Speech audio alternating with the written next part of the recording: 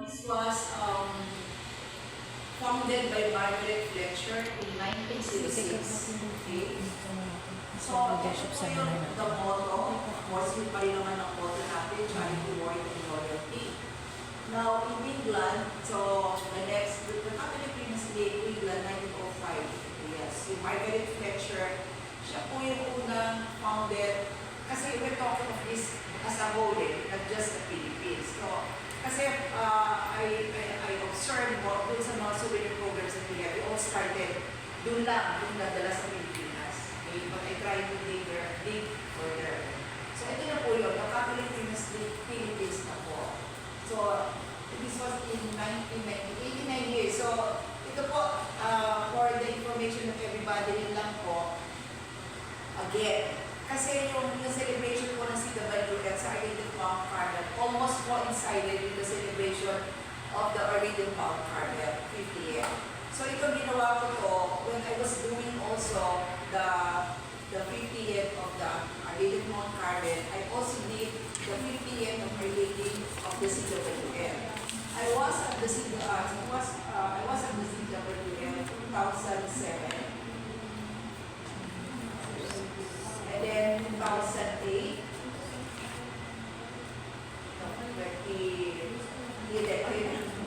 so ginawa ko po yun sabay. Kaya ito po. So ito, hindi na siya pila masyado. It is not 89 years. Plus ang po yan. So ito po yun, the Catholic Ministry of the Philippines. So we have the objective and of course, Federasyon Católica de Mujeres de Manila. Yan yung mga name noon. Then the Catholic Spirits of the Philippines, the World Union of Catholic Organization. Member po tayo dyan. Tingnan niyo po sa ibaba, highlight na naman ang Catholic Ministry of the Philippines. Member po tayo. Okay? Then we have the National Spiritual Directors when the league started. Now you can see there, of course, is the quality, and then we have Santos, Reyes, and then if you would notice 2003, Mrs. Spiritual Director, medyo ay staff na kasi we have our own diocese na 2004. So 2003, si Will Cardinal Singh, ang overall National Spiritual Director ng CWF. Now ito po, medyo lang, I don't know, if you will see this, ito na po yung parang milestone, no? Ito po yung mga important days on kung ano nangyari yun. And then we have the first, we have the Michaelis.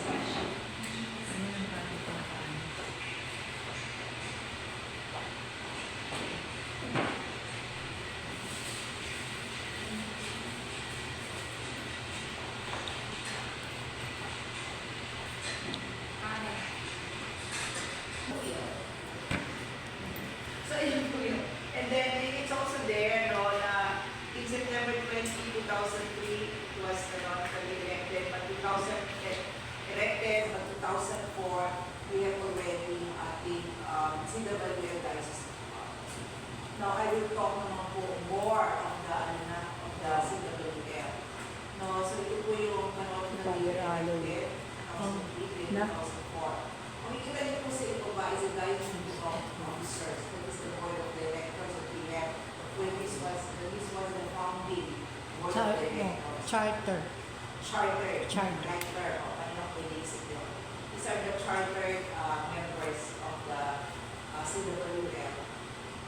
Okay, we have 6 by the date. Then, hindi na ko ba, ano lang po kasi yung mga biker brigade during that time. Okay. Then the parochial unit ay really took time to get yung mga logo nila na ay tama ba sa Tolino and San Nicolas de Tolentino. Okay, so yun yun, mga kinuha ko. I mean, these are all Palano. Then, ito, in 1958, yan po, that's the proof, no, that we have started, CWF and started Arlington Mount Carmel in 1958. Nako, kung picture ko sa mga past key person na CWF. Then we have the past presidents na yeah, ito po yung past president. So if you would notice, in 1958, we have Sister Ligoria, then we have Sister Manuel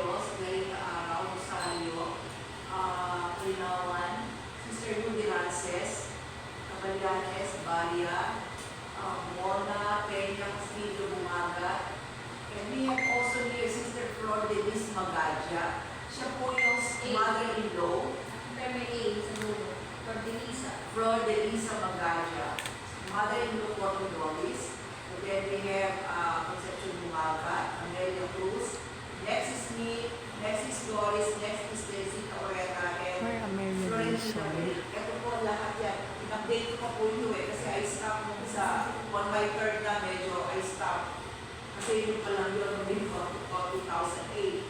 So I was in the CWL 2007, and then 2008, pinumpisa ako ng Porto.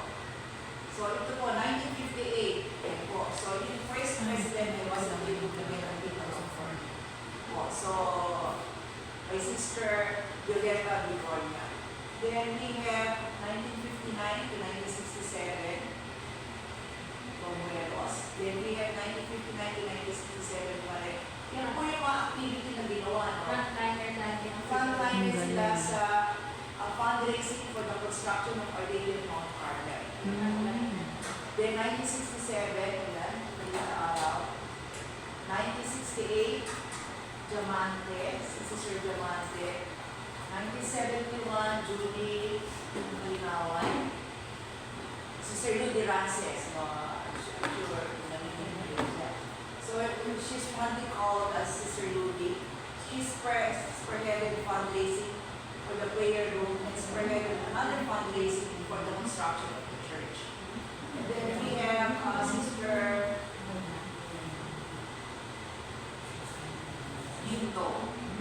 Then ito si Sister Baya. Sister Baya, sabi niya, I really read this, no, doon sa mga, ano niya, sa mga documents na. I organized a group of little children from Project 6 Elementary School to be the angels to sing the Salubong song in Latin.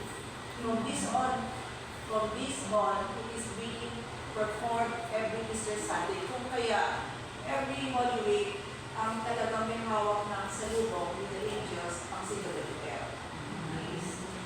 Then we have 1988, Sister Mona. Okay.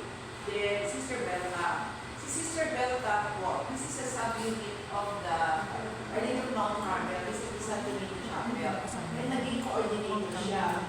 And she cannot be a president Ba't puro lang sa kasi kanya? she belong to the chapel. Kaya nga. It's not in the church. Ba't puro lang sa ano? But she's Hindi very active. inaan yung iba.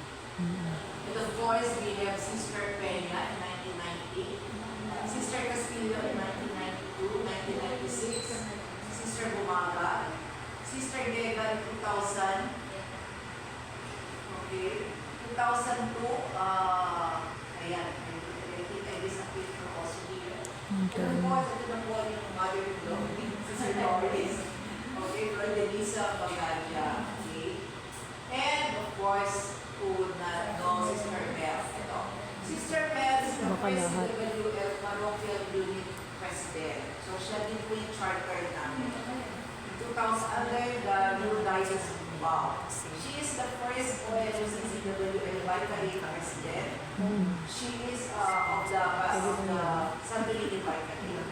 Since she assumed her office, she never upset herself and getting a perfect History ng Mount Carmel. in the 4 years of her service. History lang ng Si Mount Sister Carmel. Bell po, siya po ang dahilan ng ako na dito.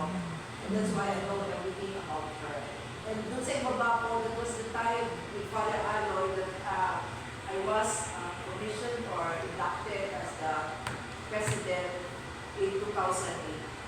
Okay? So, 2004, 2008. Ito po yung aming officer during that time. And, ayan din. Yeah, syempre po maganda yung picture ko. Medyo in-update ko po ito. In-update ko lang kami Nabot ko na madaling yun. araw. So, ayan po. And with your indulgence stories and kasi i-crop lang. So, hindi pa ako nakakita maganda, but I will update this. So, after me, it's Doris already, 2012 to 2016. Then si Sister Tess, 2016 to 2023. Napakahaba ng paper. Unang-una, naging anin yan eh, naging ito. Unang-una hanggang third, nobody wanted. Merong nanalo but resigned immediately. And then, nabuta siya ng pandemic. Okay? Then after that, we have Sister Florentina. Siya na yung ngayon. Ayan. So, that ends my presentation. So, we can open the line. Please. Okay. So, yan yung presentation ko. Ang aim ko lang po dito, makagawa tayo ng gano'n. Bawasan ko nga po makagawa tayo ng gano'n. Dapat ang pinakamaganda that will happen is the chartered president board members of the diocese, all the past presidents, the incumbent, and all the activities of the diocese of Cubao. Yun yung pinakano. But then, I just wanted to show you that we should take this seriously on our own.